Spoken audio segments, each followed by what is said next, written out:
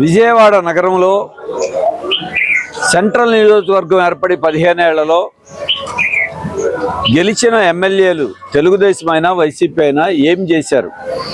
ముందు నగర ప్రజలకు సమాధానం చెప్పి ఓటు అడగండి. విజయవాడలో దండుకు తిన్నారు, ప్రజల్ని పీల్చి పిప్పి చేశారు. ఒకవైపున పన్నుల భారాలు మోపారు, ఇంకొక వైపున జనం దగ్గర నుంచి అవినీతి పేరుతో ఇళ్ళైనా పట్టాలైనా టిట్కో ఇళ్ళైనా వీటన్నిటిలో కూడా ఇష్టారాజ్యంగా ముడుపులు తీసుకుని వాళ్ళు బాగుపడ్డారు, జనం మాత్రం దెబ్బతిన్నారు. అందుకే ఈ రోజున ఆ పాపపు సొమ్ముతో ఈ ఎన్నికల్లో కోట్లాది రూపాయలు ఖర్చు పెట్టి మళ్ళీ పదవులు పొంది మళ్ళీ సంపాదించుకోవడానికి ప్రయత్నం చేస్తున్నారు. వీళ్ళ చరిత్ర అంతా అదే. అందుకే అటువంటి వాళ్ళని దూరంగా పెట్టండి. ప్రజా సమస్యలు గాలి కొదిలేశారు. విజయవాడ నగరంలో ఏ ఒక్క అభివృద్ధి కార్యక్రమం చేపట్ల, నగరంలో 10 మందికి ఉద్యోగం ఇచ్చే ఒక్క పరిశ్రమ ఒక రోజులో కాదు 15 ఏళ్ళలో పెట్టారా? పని చూపించారా? లేదు.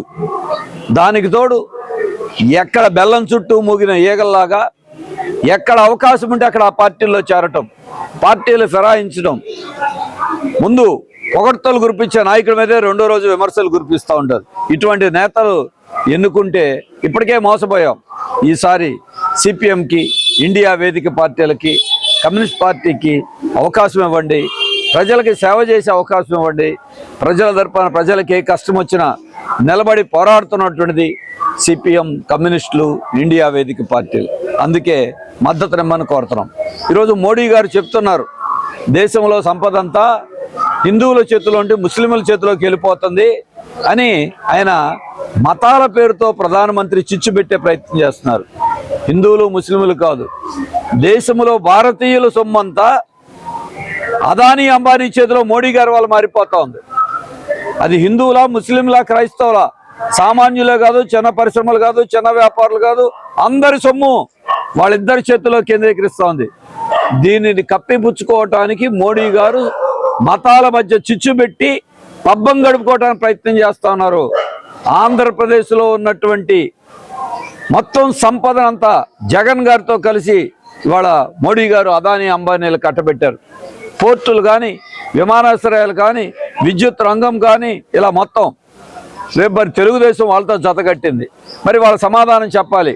మోడీ గారు మతాల పేరుతో చిచ్చు పెట్టి ముస్లింల చేతుల్లోకి ఆస్తులన్నీ వెళ్ళిపోతాయని భయపెడతా ఉన్నారు. దీని మీద జగన్మోహన్ రెడ్డి గారు నోరు విప్పండి. చంద్రబాబు నాయుడు గారు కలిసిపోయాడు, ఆయన నోరు విప్పేది లేదు. మరి నిజంగా మీకు ఈ వాదనని మీరు బలపరుస్తున్నారా? వాళ్ళ సమాధానం చెప్పాలి.